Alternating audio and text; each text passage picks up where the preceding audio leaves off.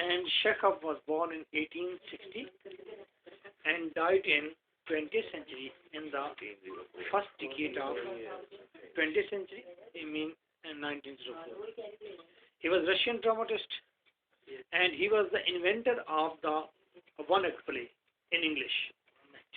English के अंदर one act play ने इतने अच्छे क्रिएट किए हैं कि इसको कहा जाता है कि he is the founder of one act play.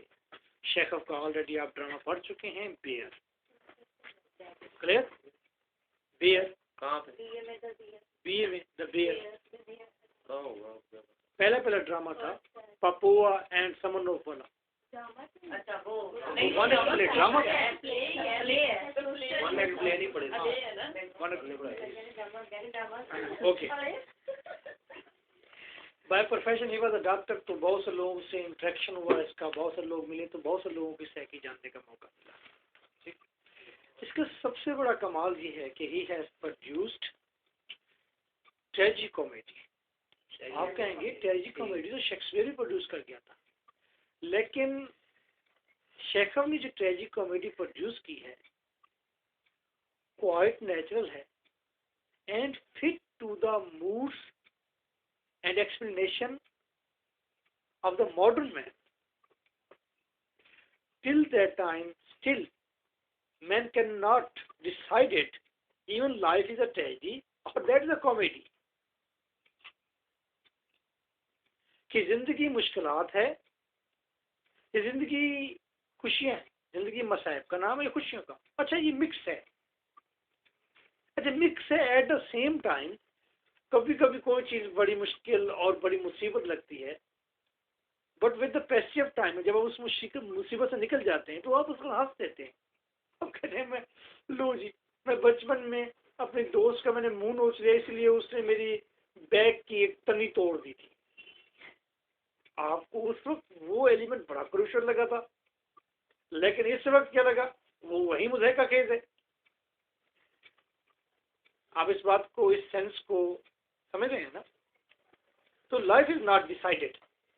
सो शेखव का कमाल ये है कि उसने इस तरह के ड्रामे की तरह डाली जो eight the same time tragic भी है, at the same time comic भी है।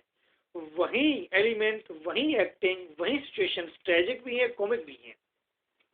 अच्छा, पोइट और लिटरेरी फिगर कभी पास्ट के अंदर एक अथॉरिटी बन जाया करता था, वो कमांड करता था, वो मार्लो की तरह आके डॉक्टर फासिल लिखता और फिर उसके अंदर एक मॉरल दे देता। वो सोफोक्लिस की तरह आता और एंड पर कोरस का मॉरल देता था। वो एक अथॉरिटी बन जाता था। नाउ फिर क्या हुआ, मॉडर्न लिटरेचर आया तो पोइट राइटर अथॉरिटी नहीं बनते, वो मार्जिनेलिया पर चले जाते हैं, वहां जाकर एक कंफ्यूज सिचुएशन कायम कर देते हैं जहां पर रीडर पढ़ता है, at the same time reader अपने तजर्बात की बेस पर वहां से मॉरल गेन नहीं करता, वहां से सेंसेस गेन करता है और अपने तजर्बात की जरूरत नहीं। अगर आदमी का मूड पैसिमिस्टिक है तो वो उसी चीज को पैसिव मीनिंग में देखेगा। अगर एक इंसान खुशहाल घराने में है, खुशबाश है, तो उसी चीज को वो कॉमिक लेगा। तो ड्रामा भी, ये ड्रामे की बहुत बड़ी किस्म है जो शेखव ने इंट्रोड्यूस कराई है, at the same time comic, eight the same time tragic. Even के अथॉरिटी के ना होने का सबसे बड़ा एविडेंस ये है कि ड्रामाटिस्ट का अपना ख्याल ये है कि उसने ये कॉमेडी लिखी है और तमाम लोगों का और स्टेज डायरेक्टर का ख्याल ये है कि that is pure tragedy. Dramatist खुद लिखकर वो उसके बारे में वो नहीं है, कंफर्म नहीं है कि मैंने ये जो लिखा है, वो कहता है कि मैं कहता हूँ ये कॉमेडी है 100%, लेकिन लोग कहते हैं ये ट्रेजेडी है। यानी कि इस लेवल पर भी है, क्योंकि हमने क्रिटिसिज्म में थोड़ा सा पढ़ा कि पोएट और लिटरेरी फिगर वो एक मीडियम है जो चीजों को लेकर फिर इन्वेंट कर देता है। He is not authority. और जितना कि एक क्रिएटर, एक इन्वेंटर, एक ड्रामाटिस्ट की वैल्यू है, उसकी इक्वल ही वैल्यू है किसकी? नहीं, रीडर की। रेमंड विलियम की मैं बात कोट कर रहा हूँ, मैंने ये फिलॉसफी की थी कि रीडर महकूम क्यों हो राइटर का, राइटर के इन्फ्लुएंस में क्यों आए, और राइटर तो सियाना समझदार अपने को बनकर लिख रहा है, तो क्या रीडर बेवकूफ है? रीडर भी बेवकूफ नहीं है यार। रीडर को पूरा हक है कि वो उसके साथ ट्रैवल जरूर करे, किसी हद तक इत्तेफाक भी कर ले, लेकिन उसे कंट्रास्ट करने का भी पूरा हक है। लेकिन कंट्रास्ट और इत्तेफाक के मामला कब तक हम इसको सॉल्व करते रहेंगे? ऐसा काम क्यों नहीं कर लेते हम कि हर शख्स अपने अपने सेंसेस के मुताबिक काम करे, सीखे, और फिर राइटर का कद रीडर से बड़ा नहीं होना चाहिए।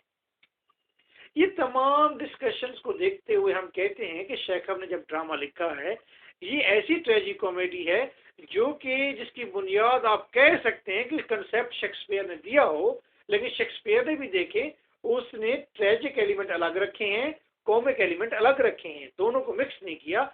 इसका फर्क ये है, शेक्सपियर ने कहा कि ये ट्रेजिक है, ये पोर्शन कॉमिक है, ठीक। लेकिन शेखव ने एक ही चीज क्रिएट की, ये चीज, कुछ कहते हैं कॉमिक है, कुछ कहते हैं ट्रेजिक है। ये eight the same time comic भी है, ट्रेजिक भी है, सिंपल इज दैट। ये उसका मार्का है, ये उसका कमाल है, इस चीज का वो फाउंडर है।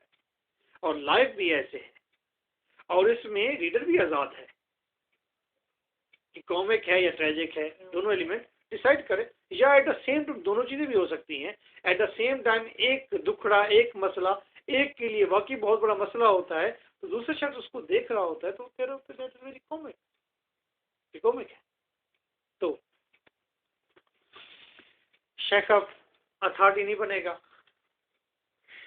शेखव आपके दिमाग के अंदर कोई बहुत बड़े आइडियाज भी ब्लो करके नहीं फेंकेगा।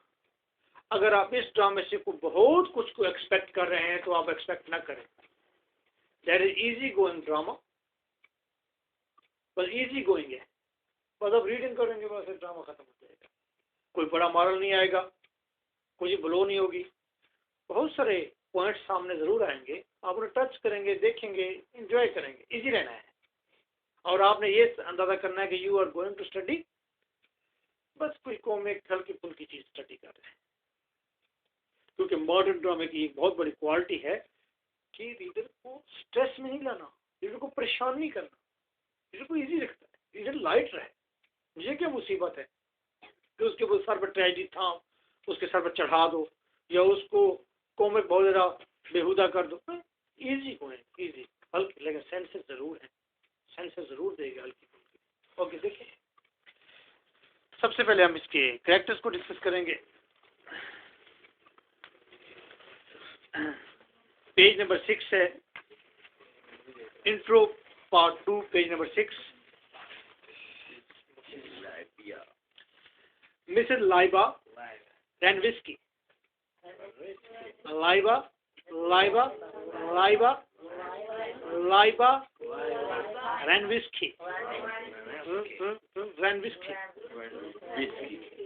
रैनविस्की, Ranveske, Sky, Ranveske, Liber Ranveske।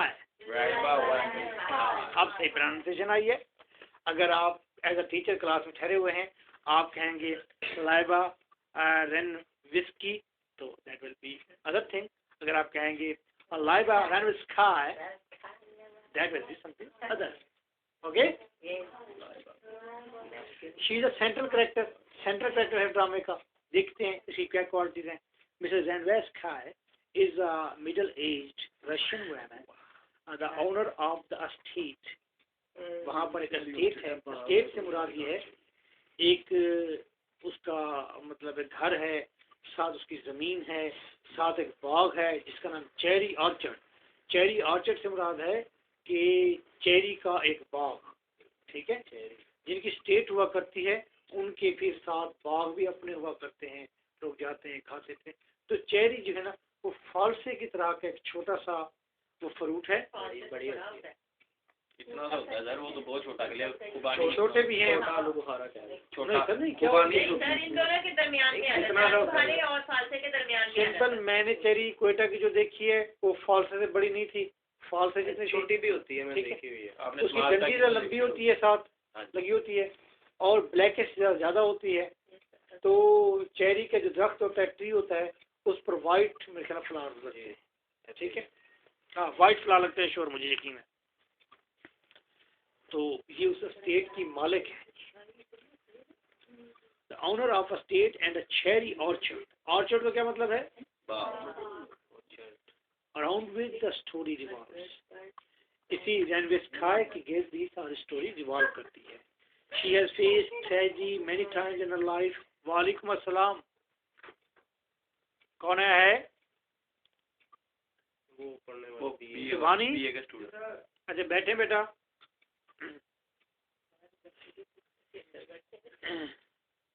She has faced tragedy many times in her life. किसने? और rather has tried to escape from it. और ट्रेजेडी कई दफा देखी है उसने, और मैं या ये कहें कि ट्रेजेडी से escape कई दफा शो किया है। Her first name Laiba means love in Russian, and she seems to exemplify love with her kindness and physical beauty. वो अपनी फिजिकल ब्यूटी के जरिए लव को एक्सप्लेन करती हुई नजर आती है कि लव का सिंबल है। एंड सेक्सुअल नेचर, ये एज इसकी नियर अबाउट 40 years old है। ये she is the only character in the play with a lover. ये वह कैरेक्टर है जिसका एक लवर भी है पूरे प्ले में। But her feelings of love often crowd her judgement, and she is also unable to control her expenditures. अब ये देखिए, कंट्रोल और एक्सपेंडिचर्स, वो okay what her feelings of love often cloud her judgment, and she is also unable to control her expenditures. अपने अखराजात भी वो control नहीं कर पाती, और मोहब्बत में अक्सर वो ब्लाइंड रहती है। She is bit careless women, careless भी है।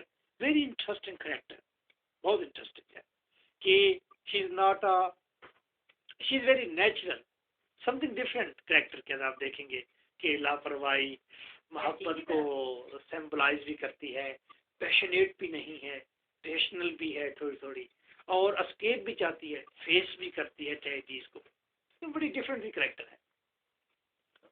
A sign of her disconnection from her present status as poor aristocrat, और एक साइन है किस चीज का कि ऐसा करेक्टर जो अपने प्रेजेंट स्टेटस से, वो प्रेजेंट स्टेटस में, क्योंकि ये अरिस्टोक्रेट है, यानी कि एक अरिस्टोक्रेट आप समझते हैं क्या होता है, अरिस्टोक्रेट की तरह है, तो इसलिए अब ये अपने उस स्टेटस से क्योंकि अलग हो चुकी है कुछ हालात की वजह से, इस वजह से अब उसका एक साइन बन गया है कि जो अरिस्टोक्रेट अपने प्रेजेंट स्टेटस पर नहीं रहे तो उनकी क्या हालत है, वो किस तरह बुखलाए हुए हैं या किस तरह की बातें करते हैं। चलो, ड्रामे के अंदर आकर आपको बहुत सी चीजें और वाज़ेह हो जाएंगी।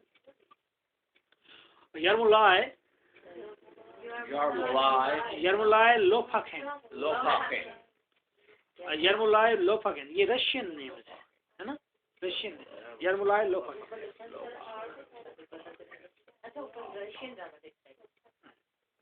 लेकिन लिखता इंग्लिश में है, लिखा उसने इंग्लिश में। सर सबसे ओल्ड रिलीजन कौन सा है?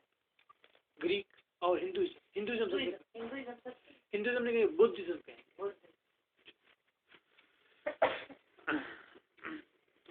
यरमुलाय लोफाकेन, a businessman, the son of peasants, किसान। किसान जो है छोटे अदनी दर्जे के मान जाने जाते हैं, जिस तरह मुजहरे होते हैं हमारे यहाँ, काम में काम करने वाले होते हैं, ये पीजेंट वही होते हैं, निचले दर्जे के लोग पीजेंट्स। और जो बड़े बड़े एरिस्टोक्रेट्स हैं वो पीजेंट्स को अपने पास रखते हैं, जैसा कि आज भी हमारे यहाँ वडेरे चौधरी अपने पास कामे किसान रखते हैं, जो उनकी जमीन पर रहते भी हैं, सोते भी हैं, बच्चे भी पैदा करते हैं, वो भी उनके मुजहरे होते हैं, कामे होते हैं, और वो काम उनकी जमीनों पर करते जाते हैं। ये पीजेंट्स और अरिस्टोक्रेट का आपस में मैंने एक मुआवजा कर दिया। On this Ranve's case, a state, he is middle-aged, but somewhat younger than Renway Sky. Middle aged है, यानी कि आप कह सकते 35 है या 40 है ये भी, लेकिन Renway Sky से ये young लगता है. His grandparents were in fact owned by the Renway Sky family before freedom was granted to the serfs. Serfs are also the peasants. Serfs का एक्चुअल मतलब है गुलाम. ये इसके ग्रैंड पेरेंट्स जो थे रेनवे स्काइज के एस्टेट पर, रेनवे स्काइज के फोर फादर्स के वो क्या थे, सर्फ थे, लेकिन बाद में इन्हें आज़ादी मिल गई थी तो ये भी कुछ पढ़ लिख किया है. Lopa King is extremely self-conscious, especially in the presence of Renway Sky, perpetually complaining about his lack of education and improvement, which he attributes to his upbringing as a peasant on Renway Sky's estate. हमेशा गिला करता है कि मुझे मैं तालीम अपनी नहीं अच्छी कर सका, इसे हमेशा गिला करता है. His memories of the brutality of a peasant child's life on the estate contrast with the Renway Sky's peaceful memories as a child of the land-owning class.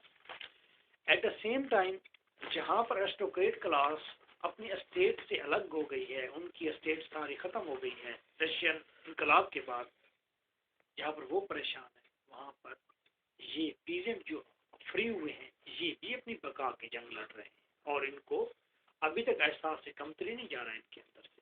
Lopa King is the representative of newly freed peasants. और दो character पढ़े आपने, centre character Laiba रेनवे sky और दूसरा character आपने पढ़ा major character लोपा king. तीसरा character है लियोनेट गैव.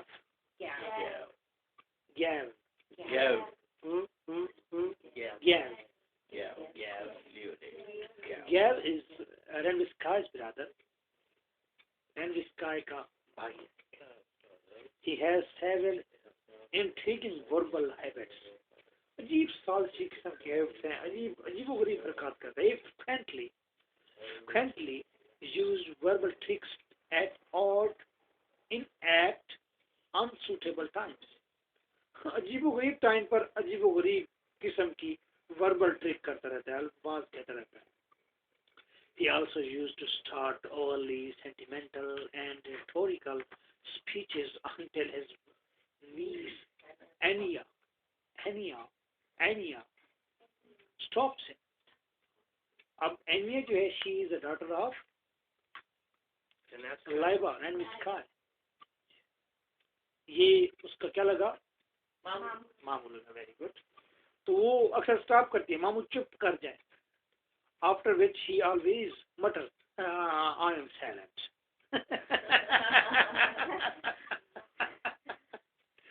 स्पीचेस करना शुरू करो, लंबी रिटोरिकल. तो वो कहती है कि स्टॉप करके कहते I am silent. At least once. Gav is a kind and fretful. Kind भी है, fretful भी है. अब देख रहे हैं चीजों को, ट्रेजेडी फेस भी करते हैं, एस्केप भी करते हैं, आजाद भी हैं, परेशान भी हैं. अब लो अगेन, ठीक है. काइंड भी है, फ्रेटफुल भी है, uncle and brother, but he behaves very differently to people. He is 51 years old, but as he notes, this is difficult to believe. Because he is in many ways an infant. लेकिन ये मुश्किल है यकीन करना कि वाकई 51 का है. अक्सर बच्चों जैसे हरकतें करता है.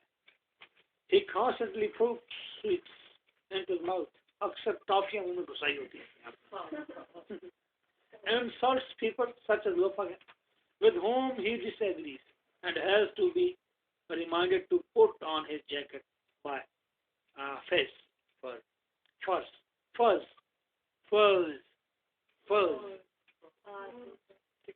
fuzz. आखिर में जी साउंड है, fuzz. तो ये फर्ज जो है ये उनके घर का मुलाजिम है। फर्ज नाम है। ये 80 years old एक बाबा है घर के अंदर जो उनका सर्फ है, गुलाम।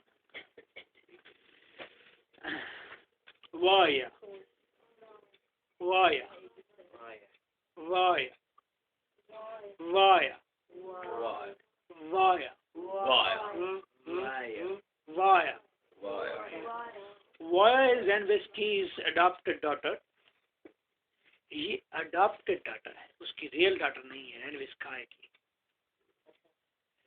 Who is 24 years old? She is in love with Lopakin, but she doubts that he will ever propose to her or not। ये तो मोहब्बत तो करती है, but that is also confused state of love। कि ये love करती भी है थोड़ा सा, वो आगे से रिस्पॉन्स नहीं देता, ये सोच रही थी कि वो उसे प्रपोज करेगा। Voya is hard-working and responsible and has a similar work ethic like Lopakin। इसकी सबसे बड़ी ब्यूटी ये है इस वेमन की कि ये हार्ड वर्किंग और रिस्पॉन्सिबल है। She is also something of cry baby. ये क्राई बेबी है। कुछ लड़कियां होती है ना, हाँ वो रोती रहती हैं, वो अगर रोने का बहाना चाहिए उन्हें, ठीक है, और रोने का बहाना ना मिल रहा हो घर में तो मेके आकर उठ के बैठ जाएंगे रोने के बहाने शुरू पूरा कर। क्राई बेबी कहते हैं। ऑफन इन टेयर्स वर्क में। अब देखिए, रिस्पॉन्सिबल है, हार्ड वर्किंग है, ठीक है, लव में भी है और इथिक्स भी रखती है, लेकिन eight the same time cry baby है। कैरेक्टर देखिए कैसे ड्यूअल हैं, और हम भी तो ऐसे होते हैं ना, एट द सेम टाइम सारी क्वालिटीज नहीं होती, दोनों मूड चलते रहते हैं हमारे भी। वर्ड दिस में रिफ्लेक्ट, अगर ऐसी वेमन जब क्राई बेबी होगी, रो रही होगी, एट द सेम टाइम आपको ट्रेजेडी फील होगी, एट द सेम टाइम आपको उस पर हंसी भी आएगी, यार रोती रहती है। But this may reflect sense of powerlessness as she is the one character in the play who may be most affected by the loss of a state। a state जो उनके हाथों से जाएगी, जब ड्रामा पढ़ेंगे तो स्टेट उनकी खो जाएगी उनके हाथों से, तो ये बॉडी इन्फ्लुएंस्ड होती है उस स्टेट के जाने से। She is the state's manager, so she will lose her job if Henviskai loses the state. But lacking money or husband, she has no control over its fate or her own। Anya, वारिया जो है वो क्या थी? वारिया तो उसकी adopted daughter है ना, और एनिया का पहले भी आप पढ़ चुके हैं अभी थोड़ी देर पहले। ये रेनविस्काई की क्या है? रियल डॉटर है। और किसकी ये नीस है? उसकी अच्छा, महमूद में याद आया, लाइबा रेनविस्काई में सारे कैरेक्टर व्हाइट बोर्ड पर लिखे, ये हम्बर वाला ग्रुप था। मैंने कहा एनिया की मदर कौन सी है? अरे व्हाइट बोर्ड पर नाम लिखा हो क्या? हम्बर कितने हैं? तो हम्बर आप बताए सर, ये ऊपर वाली। लाइव एंड विस्काई ऐसा नहीं पढ़ा, उसका ऊपर वाली। तो आप ही कहते हैं मामू की, तो मामू का नाम नहीं होगा? बेटा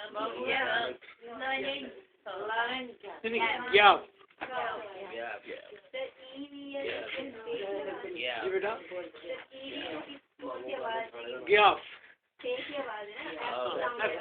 ग्याफ साउंड नहीं, एफ साउंड नहीं। अगर मैंने वी पहले बोला है तो रॉन्ग था। Gaev F sound. Anya, Renvisky's biological daughter, Anya is 17 years old. 17 years old. 17 पर गौर मैंने इसलिए किया है, 17, quite youth में। She seems to have lived a sheltered life.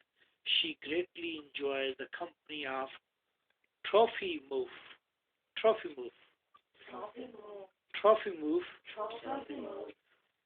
and his arrogant idealism। ये ट्रॉफिमोव एक स्कॉलर टाइप पर्सन है जो इंतहाई बदसूरत है, और इसकी ये टीचर है, इसका किसका? एनिया का टीचर है, होम ट्यूटर है, तो इसकी आइडियलिज्म से बड़ी इम्प्रेस है। अब देखो कि एक करेक्टर है, वो एनिया जो 17 है, शी इज ब्यूटीफुल, लेकिन लव जिससे शक पड़ता है लोगों को, यार कहीं इससे मोहब्बत ना कर बैठेगी, और वो इंतहाई बदसूरत है। उसकी आइडियलिज्म है कुछ एरोगेंट किस्म की, and is quick to comfort her. ये आइडियलिज्म अच्छी भी है उसकी किसी हद तक, लेकिन एरोगेंट भी है at the same time, and is quick to comfort her mother after the loss of her orchard. जब उसकी माँ ऑर्चर्ड खो देती है तो उसको वो भी कर कंफर्ट भी करती है। Anya and Trofimov become so close that Varya fears they may become romantically involved. शक पड़ जाता है उसे वरिया को कि कहीं ये मोहब्बत न कर बैठे। Peter Trofimov, a student at a local university, ये जनाब लोकल यूनिवर्सिटी में स्टूडेंट हैं। He knows Zenvisky from tutoring her son Grisha. Gratia जो है, he is the son of Laiba वेनविस्काय, ऊपर वाली, उसका बेटा था, लेकिन ये मर गया था पानी में डूबकर।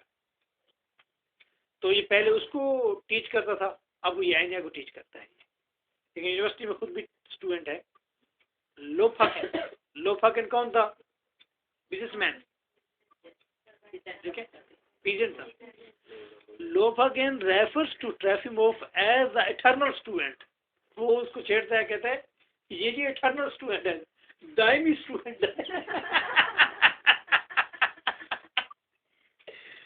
For he has been in university most of his mature life.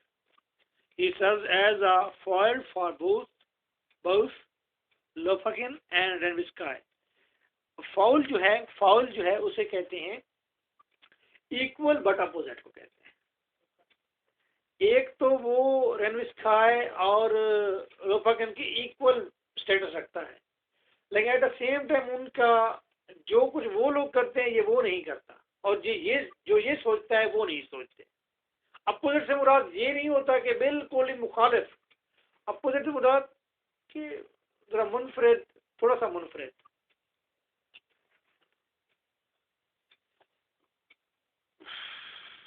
ये फॉइल जो होता है लाइक और अनलाइक का कोई कॉम्बिनेशन होता है। फॉइल सर एक सेंस में दुश्मन के मायने में भी आता है, इनके जिससे नफरत, वो फॉइल तो और होता है ना, वो ही होता है वो, लेकिन हाँ फॉइल ऐसे कॉम्पिटिटर के मीनिंग में आता है, कॉम्पिटिटर को इनके जिससे मुकाबला, ठीक है। Trofimov ugliness believes that he is above love. ये यकीन किया जाता है कि he is above love, कि इससे मोहब्बत कोई नहीं कर सकता। लेकिन at the same time that is a tragedy, at the same time that is comic element. And forward-looking nature contrasts with Zenvisky's beauty, her idealistic vision of love and her obsession with the past, while his utopian idealism contrasts with Lopakin's practicality, realism and materialism. अब वो history past को खंगालता है, उसके साथ रहना चाहता है ट्रॉफिमोव, और लोपाकिन ये बिजनेस को, ये फॉरवर्ड है, ये प्रोग्रेसिव मूड में है और एग्रेसिव मूड में आप कह सकते हैं।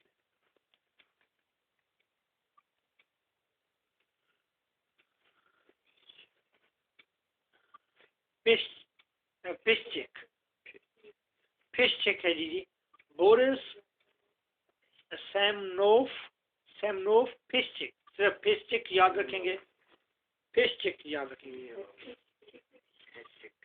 पिश्चिक,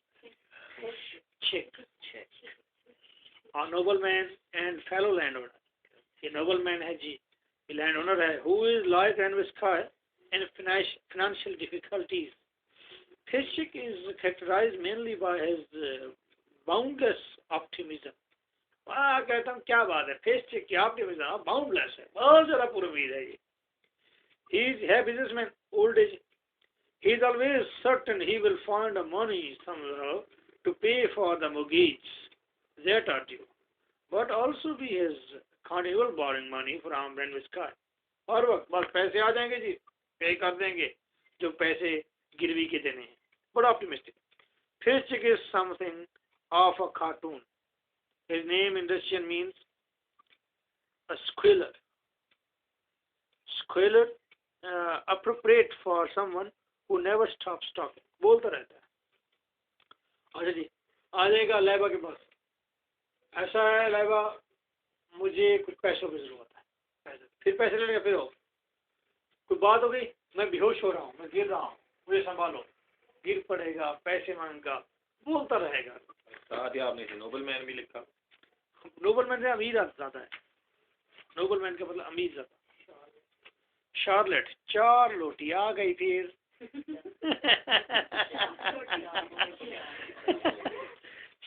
चार रोटी आपको आज का मिल जाती है.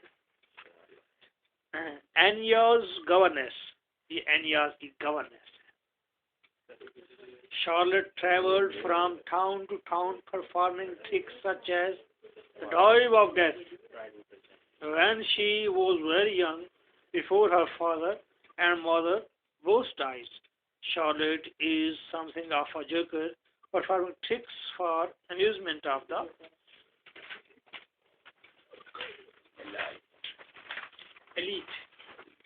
elite class, elite around her, such as Yasha and Viskai and Lofakin, while at the same time she mocks on their worry.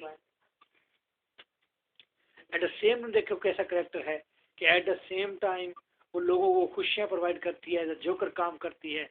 उसके अपने वालिदैन की डेथ हो चुकी है, अनाथ है.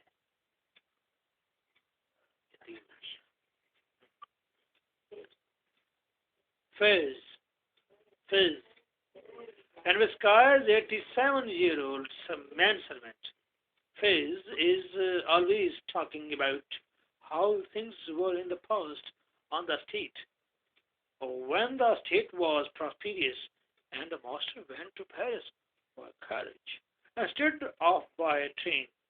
Most importantly, he frequently talks about how life was before the serfs were freed. He is possibly dull and is constantly mumbling. Mumbling तो मुंह में बोलते रहना. मुंह में बोलते हैं, वो बस समझ नहीं आती, लफ्जों को मम्बल करते हैं. He is the only surviving link to the state's glorious past, and he comes to symbolize that past. Fizz पुराना है क्योंकि जब सर्फ आजाद हुए थे, उससे आजाद होने से पहले की जिंदगी भी जानता है, आपकी जिंदगी जानता है. तो ये लिंक है पास्ट और प्रेजेंट का.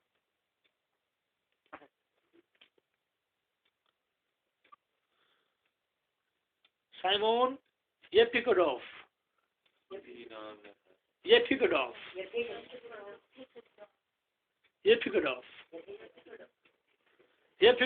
is a clerk at the Renviskai estate. He is a source of amusement for all the other workers who refer to him as Simple Samo. Yepikodov provides comic relief with his self-conscious pose as the hopeless lover and romantic, often contemplating suicide. He loves Danyasha, to whom he has proposed. Danyasha से मोहब्बत करता है, ये बात याद रखना है. Danyasha से मोहब्बत करता है. Danyasha एंड में पढ़ेंगे, पहले याशा को पढ़ लेंगे. Yasha is a young man servant who has been traveling with Renviskai ever since she left for France. Renviskai जो है फ्रांस में रहती है और अब ड्रामा जो ही शुरू होगा ये वापस आएगी. तो याशा हमेशा Renviskai के साथ रहता है. He is always complaining about how uncivilized Russia is when compared to France. Uses Danyasha's love for him for physical player. Danyasha को ये याशा जो है बस physical player के तौर पर उसके साथ रहता है and love करता है, and openly says to Wells that he is so old he should die. यार तू तो इतना बुरा हो गया तो मैं मर जाना चाहिए. Most of the characters besides Renviskai regard him as disgusting and unbearable.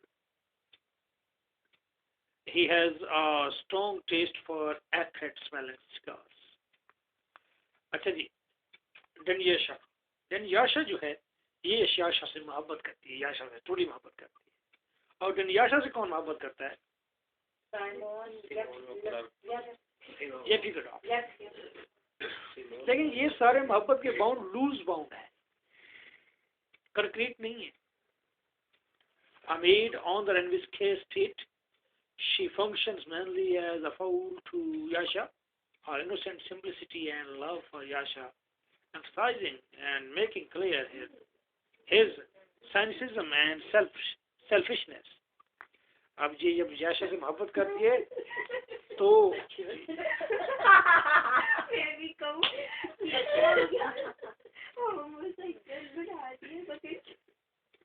नहीं क्या हुआ?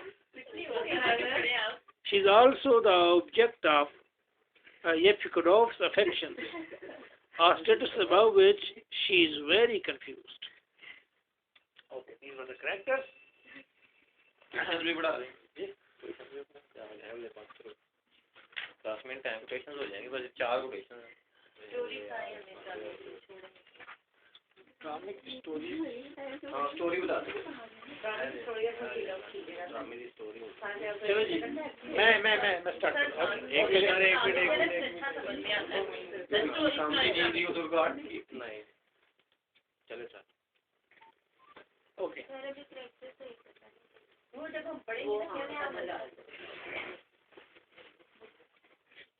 रशिया के अंदर एक स्टेट है, यानी कि एक बहुत बड़ा घर है। वो घर जैसे यहाँ पर हमारे यहाँ चौधरी होते हैं, बटेरे होते हैं, इसी तरह का अरिस्टोक्रेटिक होम है जिसके अंदर बहुत सारे संत थे। लेकिन रशिया के अंदर इनकलाब आ गया। इनकलाब क्या आया वो 18वीं सदी में? कार्ल मार्क्स का नजरिया सोशलिज्म का। कार्ल मार्क्स का सोशलिज्म का नजरिया जब फैला तो रशिया में उसका बहुत ज़्यादा इन्फ्लुएंस हुआ, और रशिया के लोग जो कि बहुत ज़्यादा गुलामी की ज़िंदगी जी रहे थे, चंद एक तबके थे जो अमीर थे, बाकी सारे के सारे गरीब थे। गरीब लोगों के दरमियान लिटरेचर बांटा गया। कौन सा लिटरेचर? आज़ादी वाला लिटरेचर। और उनको रास्ता बताया गया कि वो पॉलिटिकली किस तरह स्ट्रांग हो। तो रशिया के अंदर इनकलाब आ गया। यहाँ तक कि तरगनीफ नाम का एक राइटर कहता है कि वो अब सारी जिंदगी अपनी माँ से शदीद नफरत करता रहा। तरगनीफ नाम के राइटर, इस वजह से कि उसकी माँ के पास 100 सर्फ थे, गुलाम थे, और वो उन पर जुल्म किया करते थे। ठीक है, जुल्म बहुत ज्यादा होता था लोगों पर। वेश्याना जिंदगी थी, लेबर थी, पैसे थोड़े मिलते थे, लोग शराब पी के रात को अपने गम गलत करते थे, बाकी वो सारा दिन मजदूरी करते थे। बहुत बुरी हालत थी।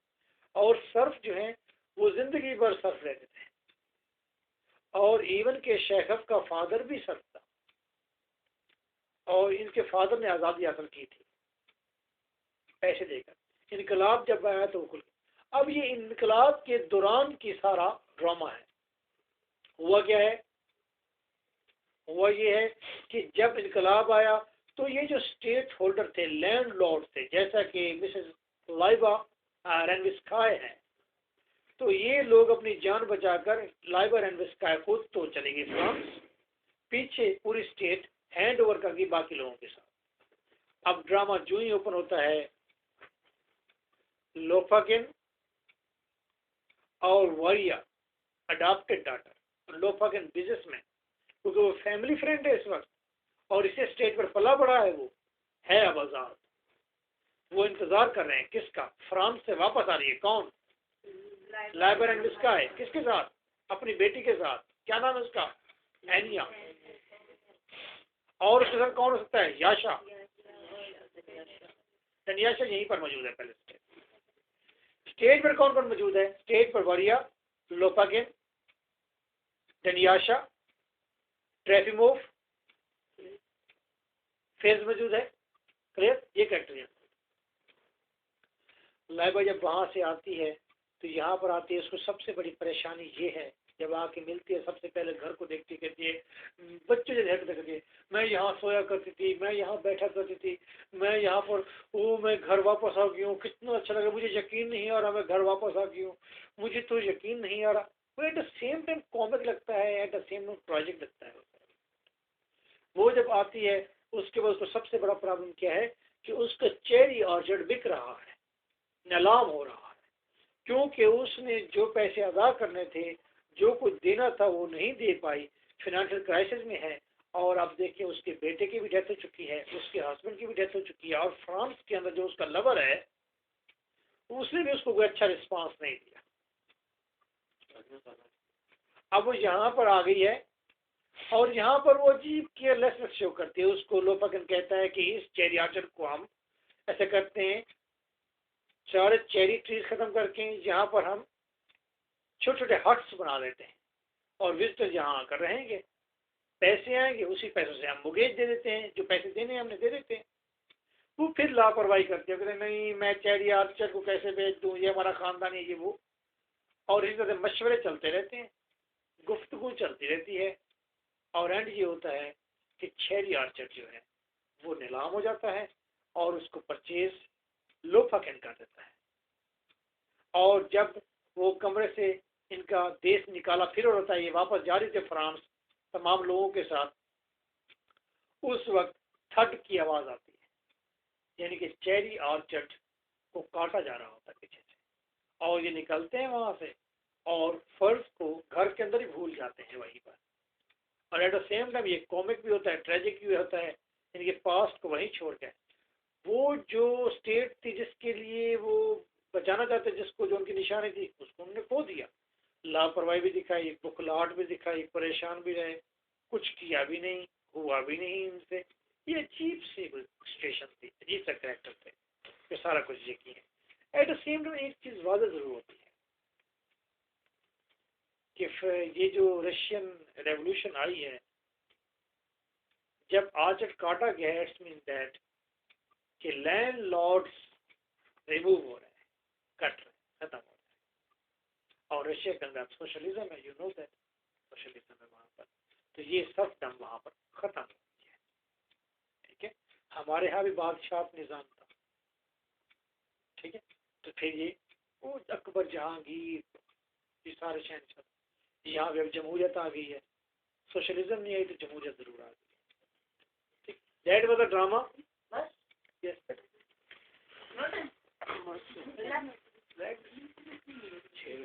नेक्स्ट डे आपने काम ये करना है, लेक्चर पढ़ के आने हैं बस। कितनी बाजी ड्रामा पढ़ गया, इसकी समरी एक दफा इसमें घुस गया ना तो फिर निकलने को दिल भी नहीं करता, फिर करना आगे बढ़ो और क्या। समरी इसकी कल रीड करनी है और कल ड्रामा में स्टार्ट कराऊंगा। शेखव को पढ़ें, पीरियड को पढ़ें शेखव के, और इसके अंदर अगर कहीं पर रेवोल्यूशन की बात है, रशियन रेवोल्यूशन की, तो वो ज़्यादा स्टडी करें।